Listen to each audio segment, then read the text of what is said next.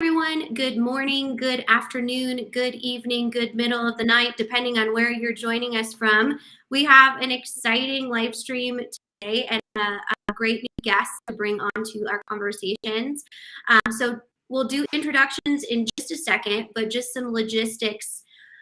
Just a reminder, we are streaming on YouTube and LinkedIn as well as Twitter. Anywhere you place your comments, we can see. So this is always an interactive session. So go ahead on whatever platform you're viewing, pop those comments in the chat. If you do have questions for our guests today or myself, we'll be able to see them. So just to make sure everyone is paying attention as we get started, if you could just pop where you're viewing in the chat box and we can say hi to our very exciting international audience.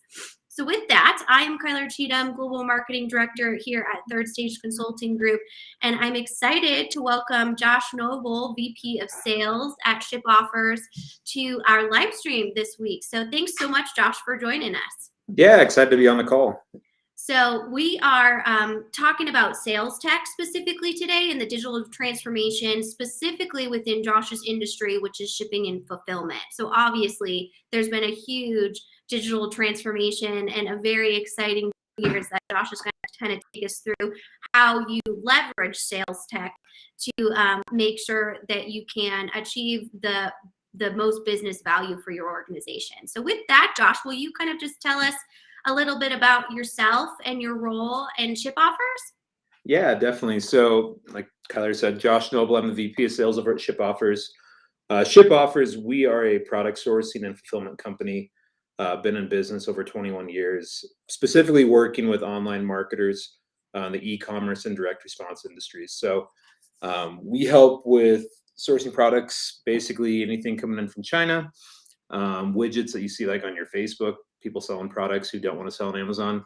We're helping bring those products in or helping manufacture them here in the US as well. We contract manufacture with 8 different contract manufacturers and then warehouse them and then integrate with their CRM shopping carts and provide all the back-end logistics of shipping directly to their consumers. Very cool. Yeah. Definitely an exciting time to be involved in not only the e-commerce industry, but also the shipping and fulfillment industries. We've seen a lot of disruption and changes within that industry over the last couple of years with the COVID-19 pandemic. So can you tell us a little bit about your footprint from a client or partner standpoint? Yeah, so I mean, we work with clients. Well, one, we ship all over the world, but also our clients are located all over the world. So primarily Europe, Australia, Asia, then also within the US and Canada, are where most of our clientele is based out of. But and then from a customer standpoint, they're working everywhere and or they're selling everywhere. And then from a partner standpoint, we work with a lot of strategic partners for what we do, offering different solutions to them, whether it's from the processing, customer service, whatever they need. So we have partners lined up for our clients, and they're primarily in the US, but we have some partners outside the US as well. Very cool. And then so can you kind of give us the 60-second overview of how your last 2 years have been? Just kidding. That's totally impossible. But it's volatile. It's been right? a lot of growth, but a lot of headaches. Yeah. So can you kind of tell us what your client community has experienced during that time? Yeah, I mean, from a client standpoint, I mean, there's been a ton of growth, obviously, in the space with e-commerce and selling online. So everyone's been growing rapidly, but supply chain has definitely felt disruptions. And so, and we're right in the middle of that and where our clients are trusting us for that. So that's been a fun year of kind of going through that. But even then, from a communication standpoint with our clients, our industry that we're in is very much about connection at like events and things like that. Mm-hmm. From a sales standpoint, that's where we got a lot of our clients from. We're at trade shows or conferences. And that obviously got disrupted. From a sales standpoint, we had to completely go a different direction. And our clients, from being able to find traffic through affiliates and things like that, Mm-hmm. had to go a completely different direction because a lot of these conferences is where they'd find partnerships as well. So what kind of different directions or what kind of tactics were you able to excavate from this really intense period of changes? Yeah, so I think, I mean, everyone kind of tried the virtual event type thing, and it went well.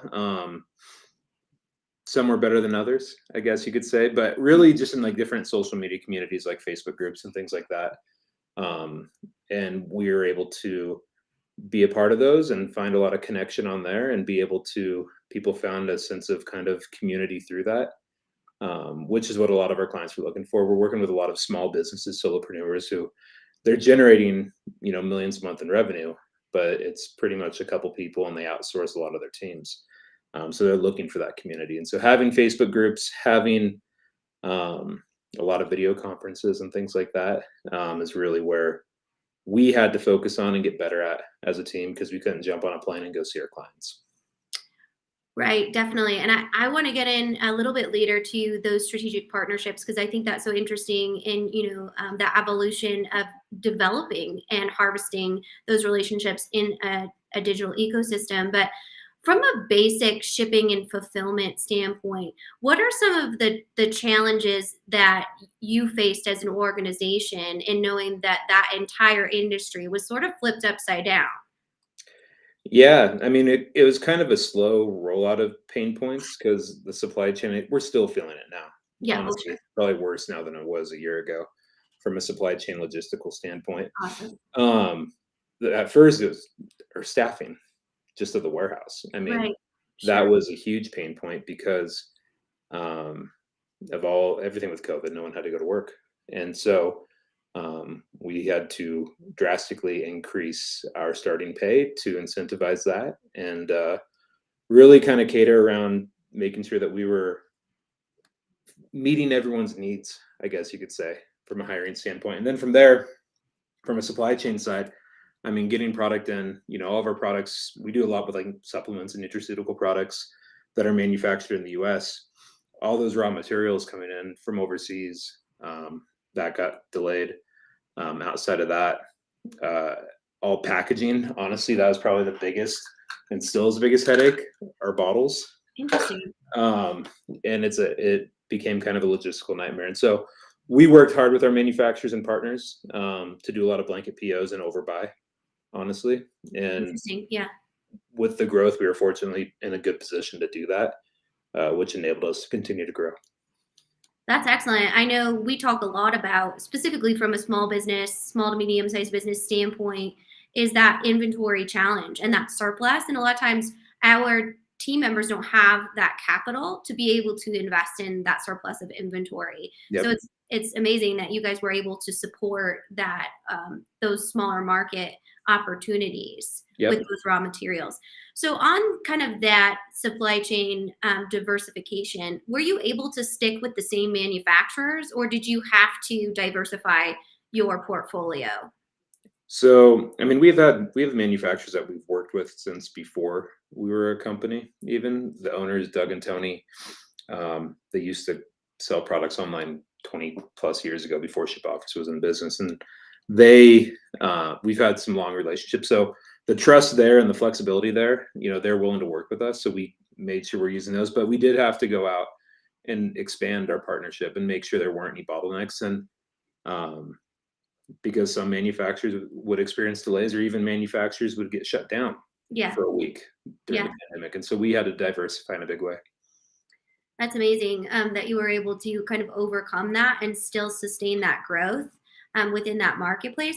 How would you say, just from being an expert in this space, that a lot of times that diversification in bigger shipments, like we talk about our construction industry, lumber, we talk about the furniture industry a lot, those bigger types of goods. What is something that you feel like uh, different owners, specifically small businesses, can do to kind of overcome that supply chain strain? I mean, from a bigger shipment side, we stay away from that personally. Obviously, we have pallets of product coming in, but shipping direct to consumer, we stick in the smaller packages. But from I don't know, it's hard. I mean, you have to constantly the squeaky wheel kind of gets things done. That Mhm. is what we've noticed, even from a carrier standpoint, because Mhm. pallets would be stuck wherever they are. You don't know Yeah. where they are, and so constantly picking up the phone, dialing. Our purchasing team did a great job of really making sure they're actively in communication with their carriers, manufacturers, everyone at all times, and not just put an order and hoping it shows up when they say it does. So communication and the relationship side of that is huge. And just looking at it, continuing to evaluate carriers, because we've gone through that several times already this year with evaluating carriers, and Yeah. making sure pricing, because there's a lot of price increases and they still want our volume, but you kind of have to play the game.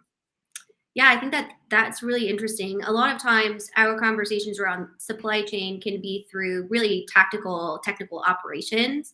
But I think that relationship building is equally as important as being able to leverage that technology to see really the visibility or the breakage within your Yep. supply chain. So that's a really unique perspective. Yeah, we we definitely consider ourselves very much a relationship company, not just with our clients or partners, but with our suppliers as well. Um, and it's helped us move things along, especially during the pandemic. That relationship's paid off. That's excellent. So from a sales standpoint, because I know I asked you to come on here and talk about sales, and now I'm Yep. asking you about supply chain and packaging. That's just what I do usually is, make sure our guests are put on the spot most Okay. effectively. So from a sales standpoint, you obviously manage your sales team. And how have you leveraged the technology evolution of being able to grow in that space as a sales organization? Yeah, so I've been with the company now for a little over 6 years. And when I started, I was a salesperson, I was the account manager, I was the biz dev person, I was basically wearing all the hats on that side of it. And so we didn't have to have systems really Yeah. like that were duplicatable in a sense. And so over the years, we've gone through multiple CRMs. We used Pipedrive for a while, and now we're using HubSpot because our needs have changed and shifted. We use Asana for project management that kind of plugs in there, and different plugins. There's not like for what we do, there's not a good CRM that kind of fits all of our needs. And so it's kind of taking different softwares, and piecing them together to make the system that works. But even then, I mean, we've gone from everyone being in office, and now we have remote employees and employees across the country. So it's expanded out. So we've had to improve our systems and our tech to create more visibility, which from a sales standpoint, salespeople are the worst at using systems. I'm a salesperson. Logging, tracking, all of that. And so creating systems that are easy for them to use, making sure they're willing to implement it and getting buy-in from them is super important.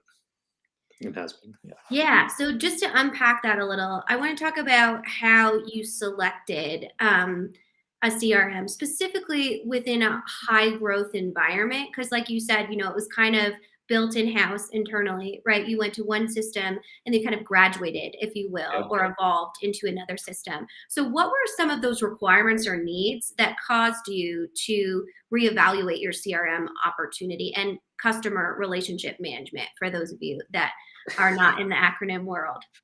Yeah. So Pipedrive was actually really good. We used that for a few years. It was just very simple, which is what our team needed. And then going into HubSpot, we needed more marketing capabilities and list management, which HubSpot is very good for that. And then tying in and kind of manipulating a bit for um, for how we wanted to manage our sales pipeline within HubSpot. We don't use it in a traditional fashion, so we worked with their team, which they were really easy to work with, Mhm. which is a huge thing. But and one of our VPs on our team had previous experience with HubSpot at a company, so that going through the different kind of tutorials from a cost standpoint, it made sense as well. And so, after going through it, we're still only scratching the surface, honestly, on its Yeah. full capabilities, and it's a continued build out. So when you went through that implementation, if you will, of the technology for your team as the leader, what were some of the pain points that you saw throughout that transition? And like you said, leveraging sales professionals that aren't always kind of in the technical space and making sure that, we are leveraging the technology because it does bring business value. Yeah, and so the technology for us, it brings value in multiple ways, but a big way is making sure we're not leaving opportunities on the table, right? And so with our sales team, and it starts with the top, with myself using it and actually buying in and leading by example a bit there. But then from there, making sure that KPIs, because from our sales team, we have different bonus structures, and one of the KPIs is to make sure that you're hitting kind of your logging metrics and things like that within HubSpot. So incentivizing that, and then from there, um, I'd also talk about making sure that our sales team are focused on the right things. Mhm. And I know for me, when I was in a sales executive role, doing the logging of everything, because our clients are communicating across like multiple channels like Mhm. Slack, Skype, email, phone, WhatsApp, like you name it, they're communicating with us on it. And so Wow. trying to get all those to funnel into one CRM is not realistic. And so you have to do a lot of logging. And what we did is we really tried to enable the salesperson to focus on what they do best, which is the relationships, the networking, um, being in touch with the client, and then bringing in support staff to support them with a lot of the logging and also the implementation internally. Yeah, I think a lot of times CRMs seem much more simple than they actually are, specifically from a sales standpoint. Right. And it's very easy, at least in our experience, to fall down that rabbit hole of, all of a sudden you were a salesperson and now you're spending 20% of the time that you could be selling actually logging. And Eric and I talk about this a lot. And I always say, I am a, self-aware resistor in the sales area because I always was, you know, hey, I'm selling the most. Like, I don't need to log any of this. Obviously, my process is working. Right. So if I worked for you, would you A, fire me, or B, how would you help me understand the overall motivation? Obviously, KPIs are there, but when you have a high performing, salesperson, they're already meeting a lot of those KPIs. For sure. So how do you kind of communicate that change management messaging?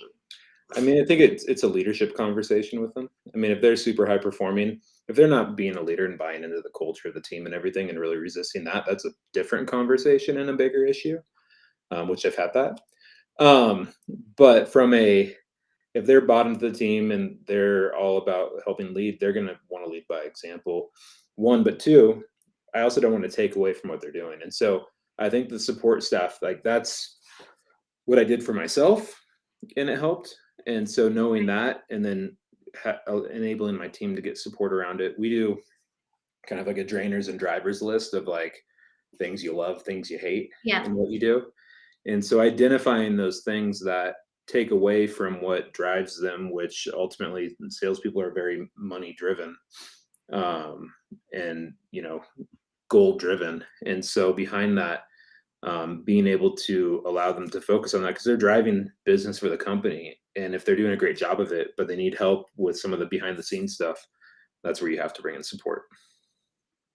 Absolutely. And I want to get to some questions from our audience here, as we always do. So, this one is from Third Stage ourselves. So, why is change management so hard?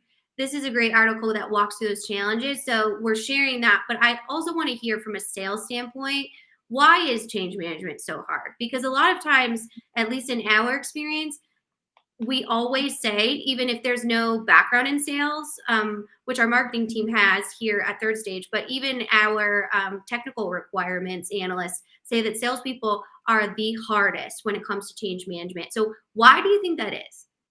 I think that everyone has their own way of kind of tracking things and wanting to do things from a sales perspective. Like I have my piece of paper that I have next to me all day, right? Which is where I have my schedule, take my notes, do whatever. Um, which is fine for me, but it also has to then go into the system. Mhm. And I think that's where salespeople struggle is they're very good at kind of how they operate and they know, they don't need to log all this stuff because they're not even using the system fully. But the system is there and it helps them get reminders in ways they don't even realize. But they're focused over here and it works for them, but then getting them to buy into the system can be hard. And so I think it's just kind of a different, it's kind of a different person. It's kind of like the hunter versus nurturer mentality a little bit, honestly. And it's how we split out roles between sales and account management, Yes. um, because it is two different mindsets. And so having them, and it's not just with our CRM, it's all processes. Oh, sure. Yeah. And all processes that the salespeople follow, it's constant reinforcement of, hey, we got to kind of follow these steps because they're trying to move things along faster, which it's, you don't want to discourage that either. And so you kind of have to adapt a little bit. Just being a salesperson, that's what I believe. Yeah. Yeah. Balance, right? Yeah. It's all about balance. We talk a lot about how to overcome change management issues, especially in the resistance in departments or areas within the organization that can be challenging. And a lot of times what we find is purpose is really what's behind a lot of that resistance is Yep. a misunderstanding of like, hey, is this going to make me sell less, this new process or this new technology? And I wanted to see from a sales leader perspective, would you say that that is a main motivator as well, is just understanding and communicating the purpose of this new process or change? I think I agree the purpose is a huge piece of it, but also the benefit behind the purpose, like for For them. sale. And so you kind of spin things in a way that they can kind of see how, okay, if I do this, it's going to equate to this, which will help this sale go through. And so you're showing the bigger picture. And I mean, as a company, as a whole, we've gone through a ton of changes, even because we've over the past couple of years, we basically we've 3x'd. And from employees, when I started, we had 11 employees, and now we have 95 employees. And so as a company, it's a whole different culture, which the people who've been there for a while, which they have to experience a lot of that change management. New people coming in, it's very easy. It's the people who've been there, who are stuck in their ways. Like it takes a process, but it starts from the top down, and Yeah. it starts with the leadership team. And if the leadership's bought in and aligned on it and all communicating on it, it'll trickle down. Yeah, well said, definitely. So, knowing that you had that homegrown kind of experience and then actually went to kind of an off the shelf, if you will, system, we see a lot of times that organizations that go through that have this tribal knowledge, specifically in the sales organization, right? Like they know how to do this. They've always known how to do it. However, it's never been documented. It's never been communicated or scaled.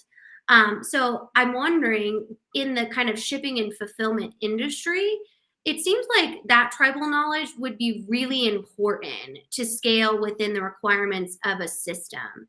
Is that assumption correct, or can you speak to that a Yeah, little bit? for sure. And we actually just went through, because when you're growing and like we rocketed up and then it's kind of leveled off a little bit, which is great because now we can catch up to the growth. And it's a revamp of all of our SOPs, honestly. Like not just within the sales team, but all departments. And when you're growing that quick, you have to just kind of go. It's hard to work on it versus in it. Um, but now we're at a point where we can actually we've stabilized a little bit, which is good, and it's allowing us to really focus on processes. So Mhm. those processes for fulfillment, like the crazy thing is every single client is completely different. And so each Really? client essentially Wow. has an SOP because like you can bundle some together and we have different kind of client avatars, for how we look at clients and how we ship them. But to a T, I mean, we do private label with our supplements. And so Mhm. everyone's labels are different and how they want things packaged is different. And so you really have to have SOPs for each client and it changes. So a lot of communication, we rely on a lot of different, um, we use Asana, like I said, but other tools to, communicate other departments because we are very much reliant on, we are the wing to communicate with our clients and making sure things are implemented properly. And we move fast. We try to Yeah. implement within a day or two. Wow, that's really impressive, especially in a high growth, very reactive state. It sounds like it's hard to be strategic when you are kind of, just keeping your head above water at that point. Yeah. It sounds like, the technology and the enablement is really an asset to be able to do that. It's just about making sure that everyone in the organization knows it's an asset as well. But we have another question here, great one, to you. So it says, Josh, what are the metrics and KPIs you incentivize to encourage user adoption across a new CRM? Yeah, so one of the big things, and this is a lot, it's probably a little bit more on the account management side of things, honestly. But even on the sales side, we're tracking metrics based on like call login and things like that, which is very basic and whatnot. But making sure we're looking at also like from a client onboarding perspective, if there's an issue with the onboard, like how many onboards can we bring through that don't have something happen down the road, right? Yeah. And I think looking at that is very helpful. But then with our team, they're very much incentivized to make sure that our clients are coming on happy and that there's good feedback. So we're obviously getting reviews and getting feedback from all of our customers based on onboarding experience, and that factors into it a bit. But then also communication touch points is a huge one that we're tracking, and that all is being pulled.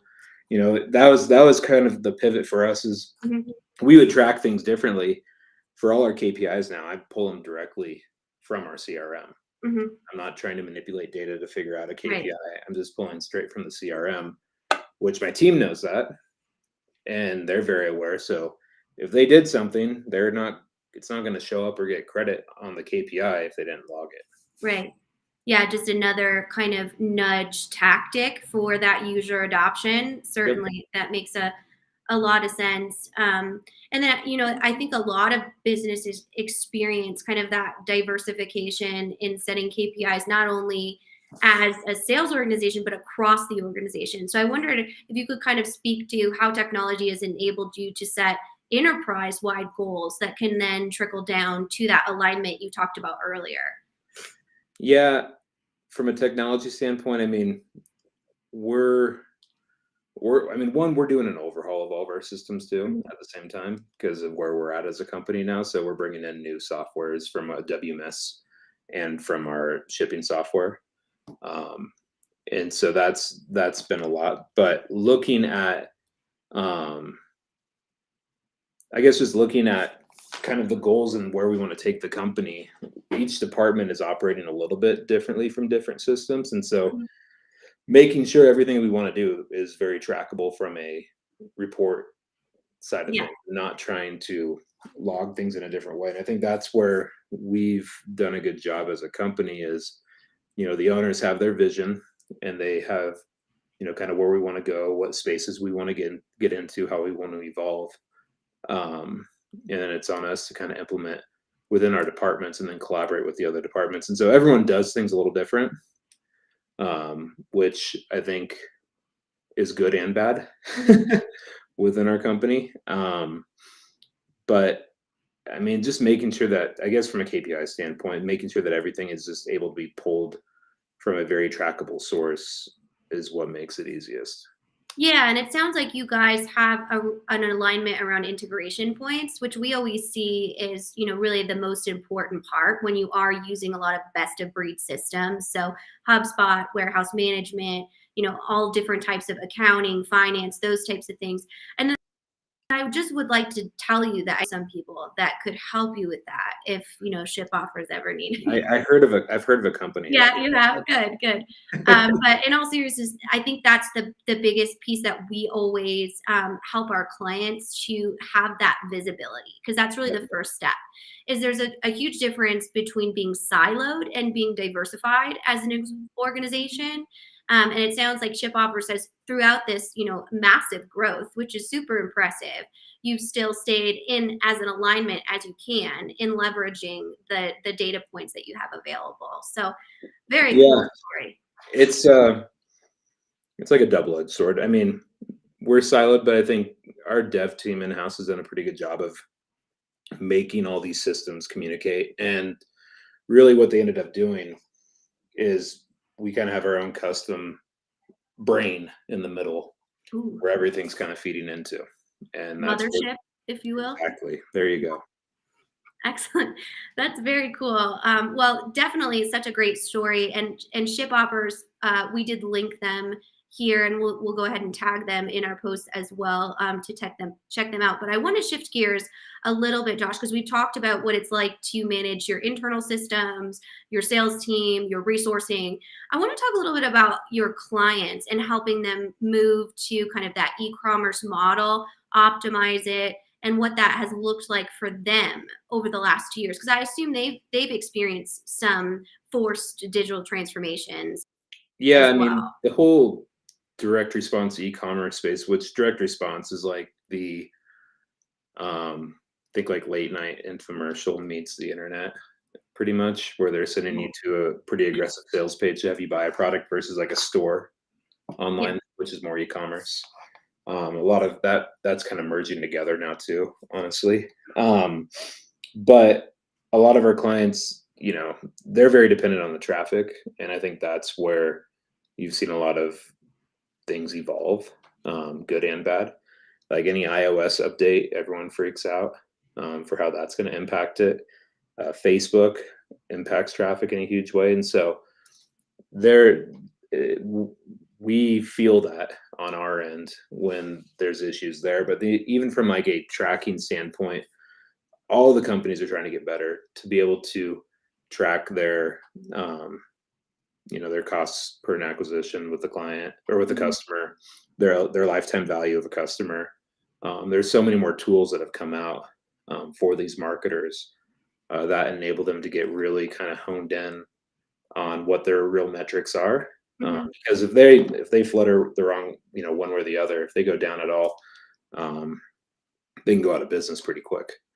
And so working with them, and that's where we have a lot of partners that can help our clients um, with their metrics, with making sure that they know their data and what they're doing and what their Mhm. costs are, because they go from selling a few hundred units a month to doing 10,000 units a day. um, Wow. Very big difference, and if your numbers are off at all, you're in trouble quick.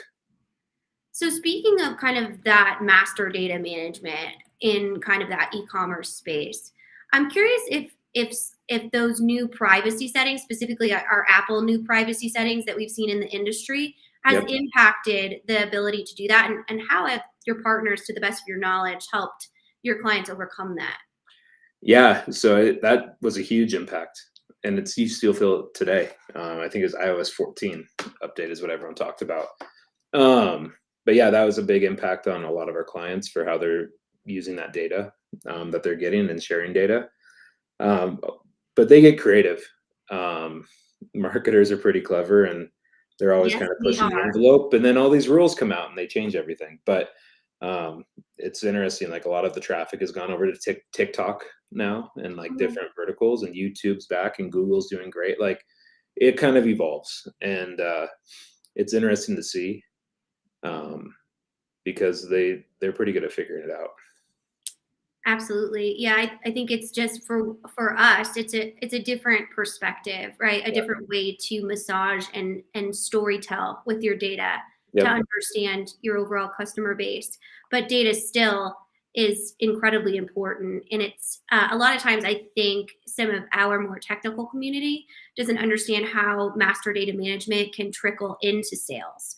So I'm wondering if you can kind of give us a good kind of lens into how data influences your overall sales strategies. So our sales strategy, um, we're looking at we have a pretty specific client we're looking for. So for ourselves, like, I was talking about a lot about how our customers acquired, or our clients acquire customers, but for us, it is very much we focus a lot on partnerships and being able to track those partnerships and what they're doing and how they're growing with us is huge, and that's kind of what our data analysts, scientists, whatever, look at.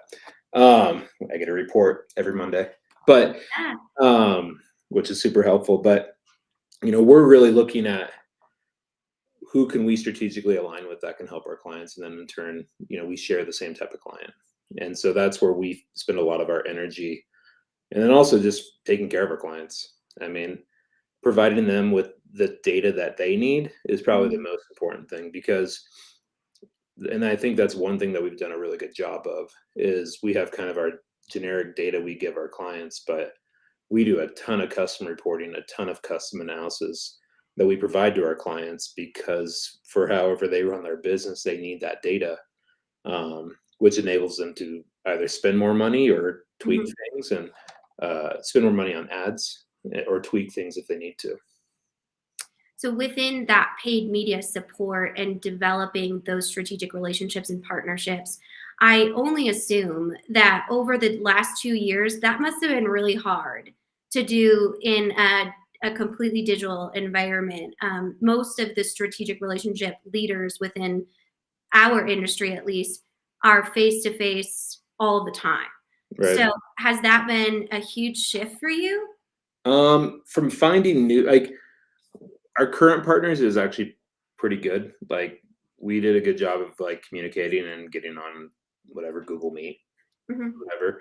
Um, a lot of gifting. But but outside of that, um, actually going and finding new partners and new business, we had to take a whole different approach to it and be more, like I said, active in the groups and whatnot. And even from a vetting perspective, it's a little bit different, because a lot of our relationships come, like I said, through meeting in person, breaking bread, whatever that is. Yeah, Um, but it completely changed. And the nice thing is, everyone went through that together in true. our industry. And Good so point. everyone Yeah. was very open to knowing that something different was needed, and everyone was looking for something different. And so we did rely on a lot of different communities and a lot of different like Slack channels and things like that. Mhm.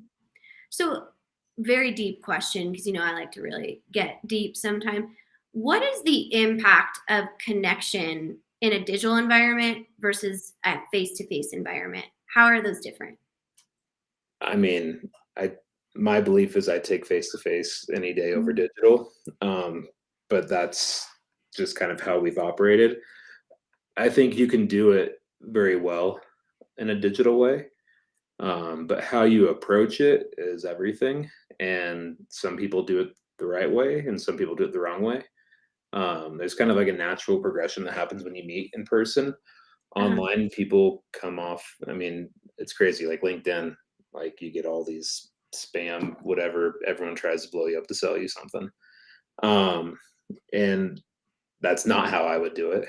It has to be very intentional. And the way we approach it is, how can we add value? And Mhm.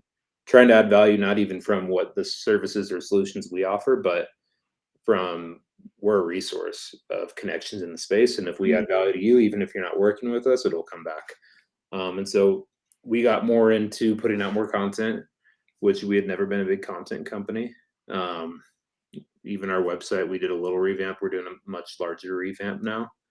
But making sure we're actually putting stuff out on social, having our blogs going, having everything out there, it it's kind of necessary, um, to Yeah. a certain extent. And but it wasn't, which Yeah. is the funny thing, because most of our people were kind of off the grid, and a lot of people had to kind of come back on. Yeah, definitely. Well, I also know someone that can help you with content if you're interested. And just for a little behind the curtain knowledge, Josh Noble is the very lucky husband of our global content manager and strategist, Parisa Noble. So she runs the show here, and I just get to talk to people on, our digital marketplace. So just a little look behind the curtain there in our content management strategy here at Third Stage. But definitely really interesting in the fact that you have to kind of almost create that persona, that legitimacy and authenticity within that space when it wasn't really something that was needed before because it was that human dynamic Yeah, of working with one another. yeah, So it completely changed, and it's just interesting how we adapted. I mean, even from working remotely, like everything changed, and I think we've embraced it, and we didn't skip a beat. So, well, good. I mean, I think that speaks a lot to company culture yep, when you're able to embrace change and innovation and new challenges. And that's one thing I really wanted to ask you about because, a lot of times that can completely derail an entire organization if you don't have a culture where change is not scary, it is embraced.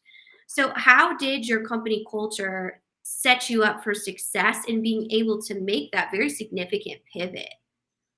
So we, like I said, our office side probably now has like 35, 40 employees. And we always operated very like open door policy, like open dialogue, communication and whatnot. And so, but it was a culture of you are in the office, from 8:30 to 4:30 is kind of what it was. And then pandemic happened and everyone's remote.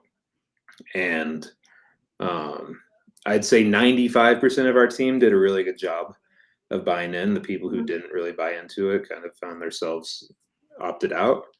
But I think the people who bought in, I think they appreciated the company, like actually like putting the employees' needs first with everything going on. And, because we were, in the fulfillment space deemed an essential business and whatnot. And, but we made sure to, anyone who didn't need to be in the office wasn't in the office. Yeah. So, but the buy-in, it worked out, and having that kind of already open communication style that we had where, anyone from any department would walk into my office and ask questions and whatnot. It kind of rolled over, I think, a bit online from the, different text messages, chats, whatever we had within our company. We use all the Google stuff, so all the Google chats. Everyone was very bought in on contributing within those and not keeping things to themselves. And where did that culture of, or that open door communication policy, where does that start within an organization? It starts with the owners. Like, they have an open door policy and they're in here every day and kind of leading by example. And like, it definitely, in my belief, is everything starts from the top down. If you're not doing it, you can't expect your team to do it. Absolutely. And so what would you say to some of our audience that are working for Fortune 200, Fortune 500 board of director based companies? How do you, as a manager, create that open door policy within your circle of influence? Like with my peers, with the other VPs in the company? So within a bigger like corporate culture, right? Yeah. There's only so much you can control as a leader of your team. Yep. So as a team lead, how do you create that kind of practice of excellence in a feedback area when maybe you don't have owners that are right next to you, right? For sure. In a company that big, I think you as kind of the leader of that group get to create some of the culture within it, and it may be a little bit against the grain of what the company does to a certain extent, but it should still align with the overall company's culture. But I think you have to, I'll go work out on the floor with my team for a minute. I think it's just making them feel you kind of in the trenches with them is super important. And then you get that buy-in reciprocated back. Sure. I think that ability to bond and be able to, showcase that you're, as their leader, are experiencing their role. We talked a lot in a recent interview this week with one of our change practitioners, who's another director, one of my director peers. And she talked a lot about that ability to empathize with your overall team as a leader. Yep. And then when you do have a change, they trust you. Yep. And we talked to also the head of Lockheed Martin HR, because I talked to him about how you could not measure trust. And he taught me that you actually can, and it's the attrition of the employee. Yep. So I totally understand what you're saying. And I think that is a great method and approach to create that overall loyalty. Well, and you have to speak to everyone different too. Like, everyone has their own kind of how they like to be led and managed. And so you kind of have to adapt. It's like, I think there's probably two thoughts of like, one, people are going to buy into your management strategy, or two, you have your management strategy, which is to kind of help different personality types and different types of people. Because my sales operations person is very much different than my salesperson, which sales ops does all the implementation. And then versus like more of a sales coordinator admin. Like you have different kind of personalities on the sales team, and you kind of have to speak to them a little bit different and even dangle the carrot that gets them excited a little bit different. Mhm. Yeah, definitely. And we experienced that same type of dynamic on the client services side. The reason we are a boutique digital transformation and independent and technology agnostic agency is because we match our team to the style of our client. So totally understand that. So in our last couple minutes here, Josh, I want to ask you kind of the future state of shipping and fulfillment. Again, nobody has a crystal ball, but when it comes to, will this kind of unrest, do you feel like it will normalize at some point? And then also to add on to that, from a strategic relationship building, do you feel like we'll continue to be kind of in this hybrid gray space, or do you feel like that industry specifically, which you're an expert in, will move back to that in-person overall integration? Right. So from a shipping fulfillment standpoint, like logistically, drones. No. Basically, um, I think over the next couple of years things will normalize a bit. But right now, I mean, it's Murphy's Law of everything that's happened, right? Mhm. From the pandemic, from everything going on right now. Like you have so much inflation, like it's all kind of tied together too. Mhm. Um, but yeah, eventually it has to normalize a little bit. Costs have gone up. I don't know if they'll go back down, but hopefully they stop going up. Um, Certainly. and so, but I think everyone's kind of going through it a bit together. And so, yeah, I mean, our talking with our manufacturer suppliers and even FedEx, UPS, I think intentionally laid off people by raising their or going back to lowering their basically entry level wage that they did during the pandemic. I think things are from like domestically are starting to level off, but I think international is going to take some time, especially from a supply chain standpoint. Mhm. And then your other question had to do with from a how we get business sales Yeah. standpoint. Yeah. How do you get there? Um, with that, I think it's going to be a hybrid. Um, Yeah. Even now, like we've been doing events or back traveling and stuff quite a bit this year. We have more conferences, events than ever. And with that, the Facebook groups are more active than ever too. So Wow. I think it's creating more connection, and people are keeping that connection going outside of the event. Is what we're seeing, and so it's actually become pretty good. And we have some people on our team, fortunately, who are very active on social media and do a really good job of interacting. And that's probably the hard part because it adds a whole another like 5 communication channels that you need to have. So we kind of section it out though. Like this group, I have this person who's kind of focused on that.